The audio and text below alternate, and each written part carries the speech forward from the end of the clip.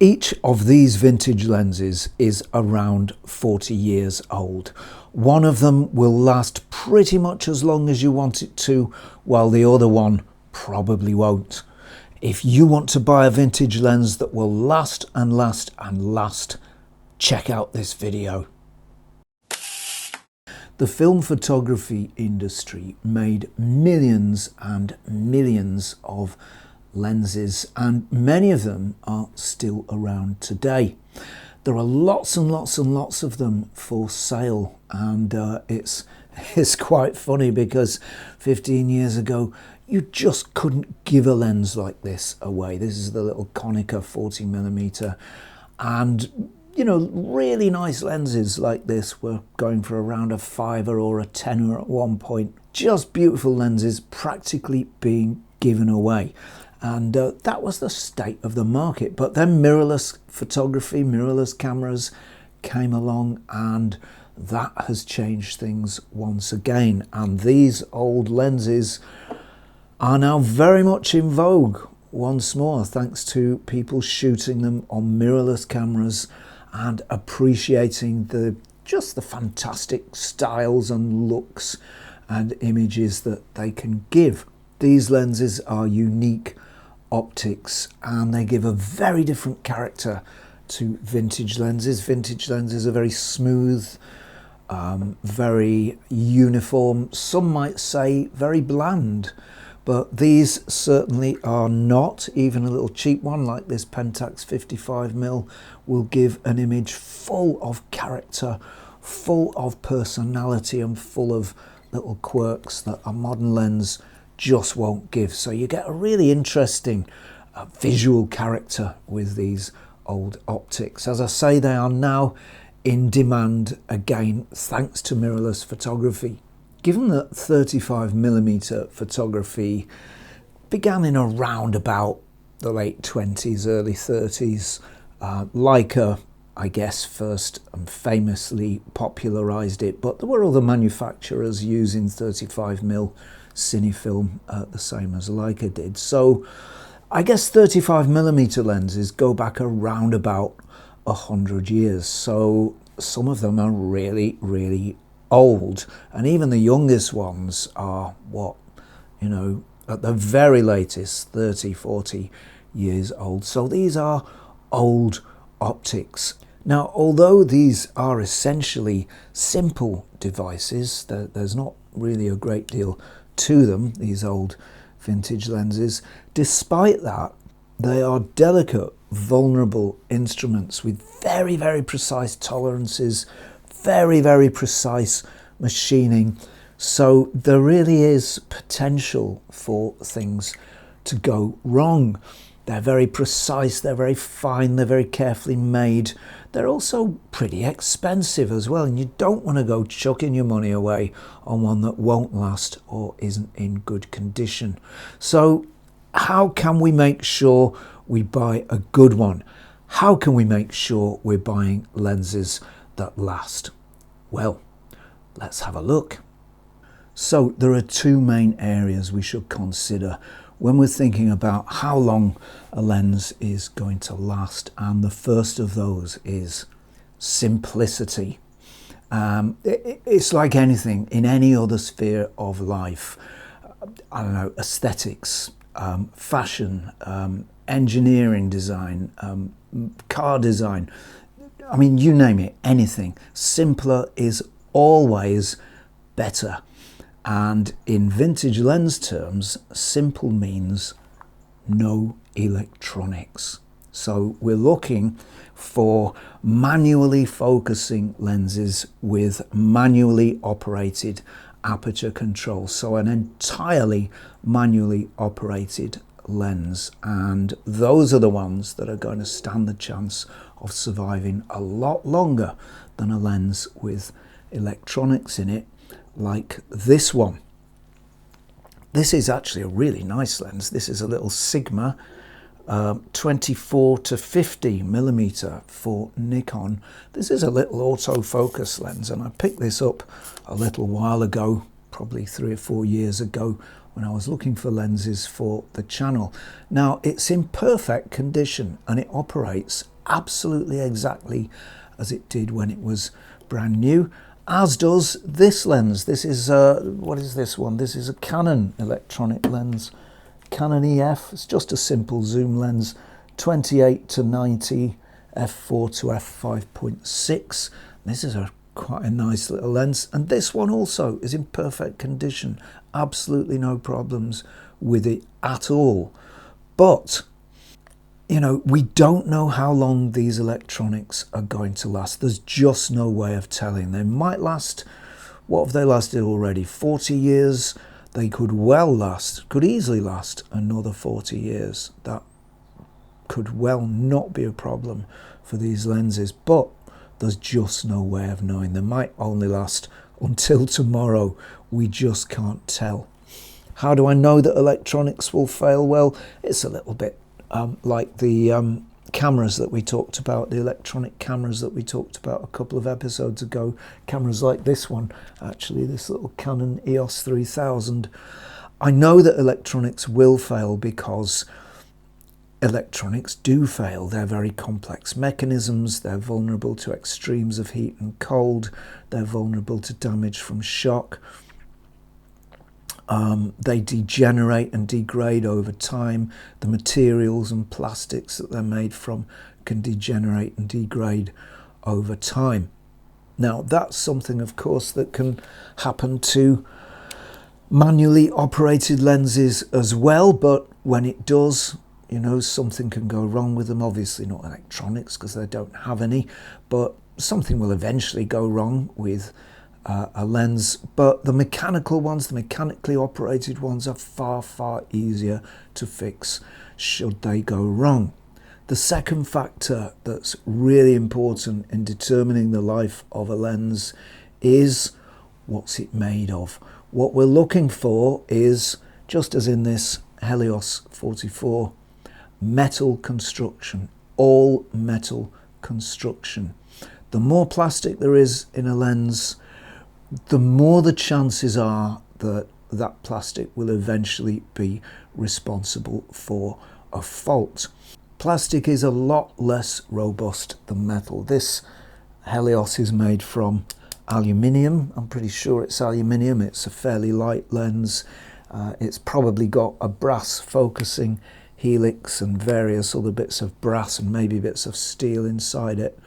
But there's nothing else. It's just all metal and then the glass elements fitted into it. That's all it is.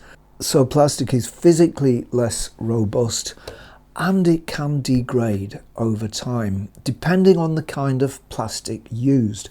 Plastics can be chemically unstable and they can degrade over time, and you find this with cars from the 70s, 80s and 90s. Sometimes the covering on the dash will go a bit sticky, or the plastics on the steering wheel will go a bit sticky, and you find that with old cameras and lenses as well. Sometimes, occasionally, where a plastic has been used, it begins to chemically degrade. Many plastics are not particularly chemically stable, and when they were first used, plastics are fairly new material, and when plastics were first used, it wasn't really known which plastics would last over time and which wouldn't. And it wasn't really known which would develop chemical instabilities after a certain period of time and which wouldn't. Plastics were and are a fairly new material, both at that time and at this time. And they can degrade because of chemical instability. Now, metal is far more chemically stable than plastic. Metal can degrade, metal can become chemically unstable, and usually when that happens, it's combining with oxygen in the atmosphere. So, we often see that on steel as rust. Aluminium that this little Industar lens is made from, that can oxidize, that can combine with oxygen. Even stainless steel, I've recently discovered, to my surprise, can combine with oxygen and go rusty. Brass Well, brass is a different matter. I think brass is rather more chemically stable. I'm not sure that it oxidizes very readily, although I know that it does have to be polished. You know, if you've got a brass door knocker or something, it does have to be polished. So it looks like there's oxidation can happen there as well. So any material can degrade chemically, but metal is far, far more stable and is far more likely to not degrade chemically. And unlike plastic, when it chemically degrades, you can take precautions against it happening to metal, the best precaution of which is keep it dry. If there's no water present, it's going to be a lot more difficult for your lens to combine with oxygen. The reactions just don't happen as easily. So keep it dry and keep it stable. Now, as I understand it, some of the earlier lenses, going back, I don't know, 60, 70, 80 years, often were made from brass or had a very large amount of brass in their construction. Later vintage lenses, probably after around, I don't know, 1930, 1940, you begin to see less and less brass content. So we see more and more steel, we see more and more aluminium, and in fact, a big surprise, this is my Leica Scimitar lens, 50mm f2 Scimitar lens for the Barnack Leicas, little L39 mount lens, collapsible lens. This lens actually shows rust on it. It's got tiny little specks of rust coming through the chrome. So this lens, surprisingly, is made of steel, and it has begun to degrade, to oxidize, to rust. So I make sure to keep this lens very carefully and very dry, because obviously once rust starts in steel, it's very, very difficult to stop, and it damages the surface as well. Aluminium lenses, I've not seen so much oxidation or rust on aluminium lenses. They seem to stand the test of time pretty well, unless they've been exposed to really bad conditions.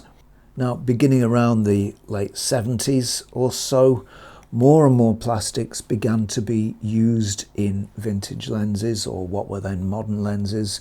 And this little Konica lens is a good example to demonstrate with. This is the Konica 40mm f1.8, beautiful little lens, which I've recently discovered was made by Cosina, by the way. That was a big surprise. But this lens has a plastic aperture ring.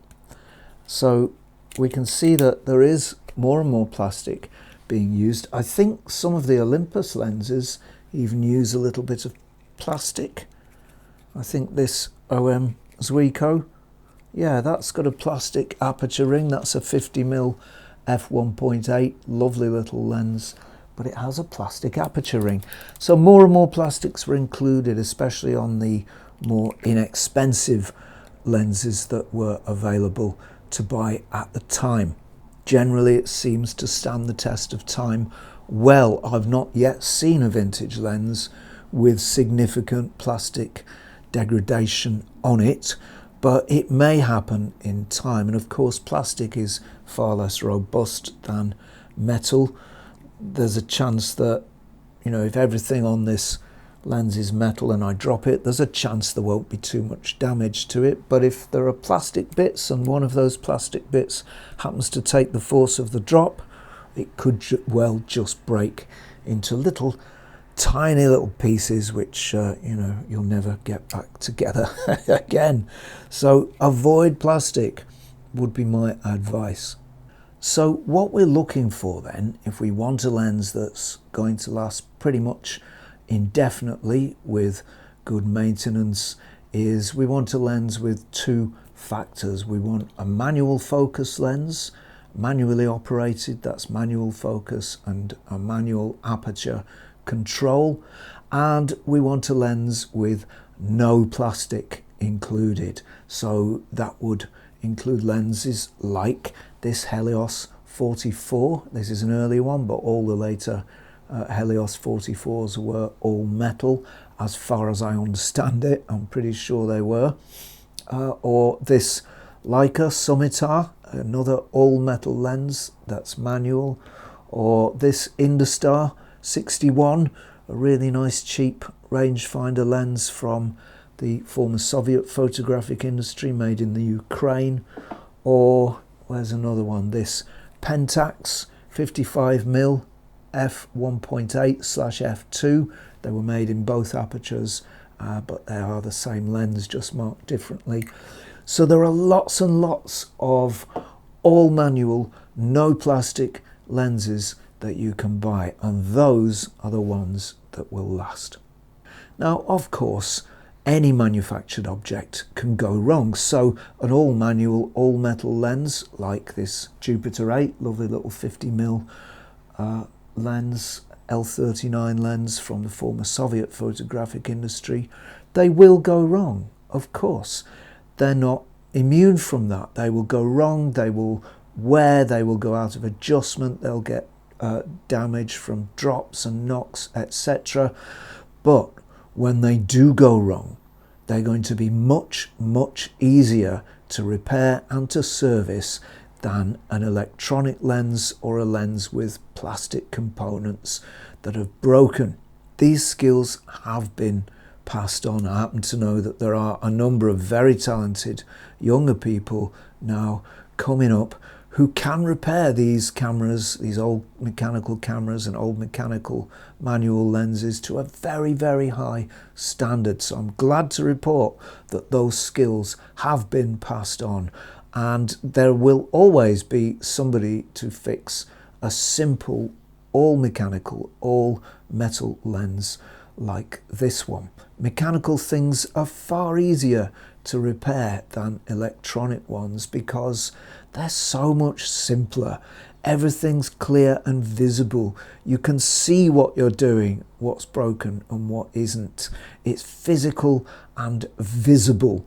The mechanism is much, much simpler than an electronic mechanism, and anybody with mechanical aptitude, if you go carefully and if you don't sort of, try and do more than you can do, anybody can service one of these lenses. It just takes a little practice, it takes a little dedication, and it takes a little perseverance. But if you have any mechanical aptitude whatsoever, you can probably fix one of these lenses. In principle, they're very, very simple objects. They're really just a cylinder, a metal cylinder with, or rather two metal cylinders, one inside the other, with a focusing thread and an aperture mechanism inside it. That is all they are. They're a completely passive device. They don't do anything actively themselves. So with patience, anybody can learn to service a lens like this and learn to do simple maintenance on them. I'm not a lens technician by any stretch of the imagination, but I've serviced, what have I serviced? I've serviced Helios lenses like this one. This is a really, really easy one to do. It's it's 4 elements, I think, as I recall, 4 or 5 elements in there. 2 of them are glued together into a doublet, and there's one at the back and one at the front. And it's just a really accessible, really simple lens with no surprises. It's not going to bite you. It's not going to have any little parts that come out and fly out under spring pressure or something of that sort. It's a very, very nice, simple, easy lens to do a little bit of work on. So I've rescued Helios lenses, I've rescued Jupiter lenses like this one, I've rescued Industar lenses like this one. What often happens with these Industars and Jupiters is that the grease on the focusing helix goes dry, and my trick is to just reconstitute that grease with literally no more than 2 drops of motor oil placed on the focusing helix when you can see it. But that's my little fix. But anyway, the point is that even though I'm not a lens technician, I do have a little mechanical aptitude. I've done some work on cars in the past, so I'm able to open up these lenses without too much fear. But even so, I don't go any further than I know I can go. I don't do anything more with these lenses than I know that I can do. And if I get to a bit that looks tricky, usually I stop. And I've learned to do that the hard way, because I once opened up a very nice 58mm f2 Biotar from the 50s, and I almost ruined that poor lens because it was next to impossible to get back together. There's springs inside that you have to hook around this bit and that bit, and then there are other bits that have to connect to these bits, and you have to get that all together, you know, ready to go together, and then you've got to get those halves of the lens together. So that was a really difficult one, but it was my own fault because I went further than I knew that I could. I went further than I was confident in going, and I did get it back together eventually with a great sigh of relief, but I nearly didn't. I nearly ruined it. And I will admit this. I wasn't sure whether or not to, but I will admit it. I have ruined also a nice Carl's ICA 135 f3.5. Took it apart, could not get it back together despite poring over the diagrams. I think there's a Rick Olson one online somewhere, and I think I even managed to get the factory manual for how to put this thing back together, but my gosh, I just couldn't do it, and that was my own fault because, again, I went further than I should have. So I learned that lesson the hard way. But simple maintenance, cleaning of dust, cleaning of fungus, oil from aperture blades, that is possible to anybody with a little mechanical aptitude who wants to give it a cautious try. So I would suggest then that any work that needs to be done on your manual focus, metal lenses, anything beyond the simplest sort of repair that I've described, cleaning the glasses and cleaning the aperture blades and so on, anything beyond that, I'd send it to a professional. These lenses do need servicing. Like any manufactured object, they do need servicing. They are simple, but they're simple in principle, not in practice. You take one apart and you'll find, gosh, I don't know, maybe up to 100 or so, maybe more parts in there. And they're all very small, and they all have very fine tolerances, and they all have to be exactly in the right place, and they all have to be put together in a certain way. So it really is a job best left to the professionals. But the main point here is that these lenses do need to be serviced, just like any manufactured object. Do that and they will last and last and last. So having found some nice all manual, all metal lenses, how do we make sure they stay nice in the future? Well, a big factor in that is how you store them. These lenses are vulnerable in various ways. They're vulnerable to atmospheric humidity because they're not sealed. There are no seals at all on these lenses. They're completely open to the atmosphere, so any humidity that is around is going to get right into the body of your lens, and that could cause moisture, which can cause fungus. Fungus is a big enemy of vintage lenses. A, because it makes the lens cloudy and you've got to take it apart to clean it. B, because it damages coatings and even glass. It can even, I think there's some sort of acid that this fungus produces, and it can actually eat into the glass. So it's really, really important that you don't get fungus in your lenses, or if you do, you clean it off really quickly. One major way, the major way to make sure you don't get fungus in your lenses is keep them dry. So I store all my lenses in a single cabinet, and I keep various containers of rice in there to soak up the moisture. I keep various little packets of silica, you know, those little things that will absorb moisture in there to absorb any moisture. And fortunately, we don't live in a particularly humid environment in the UK, so it seems to have worked out okay. But if you do live in a country where you get long periods of sustained high humidity, invest in a dehumidifier. That will guarantee the longevity of your lenses. Another thing that can trouble these lenses is dust. So keep them out of the dust, keep them in a nice dust-free environment, and when you're not using them, put a lens cap on them, because otherwise all the dust that settles on them, eventually some of that will get into the interior, inevitable. It even gets in just when you focus, because can you see the lens moving in and out? To move out, it's got to draw air into the body of the lens. So that's going to draw dust into the lens. So it's inevitable that these lenses get dust in them. You can clean it out when it's serviced, but better to make sure it doesn't get in there in the first place, or at least not too much of it. Of course, there are certain precautions you can take in use to maintain your lenses and to make sure that they're not damaged. Firstly, don't use them in the wrong conditions. These lenses are quite vulnerable, they're open, as I say, so they're best not used in conditions where there's any sand around, like on the beach, for example. Sand is notorious for getting absolutely everywhere.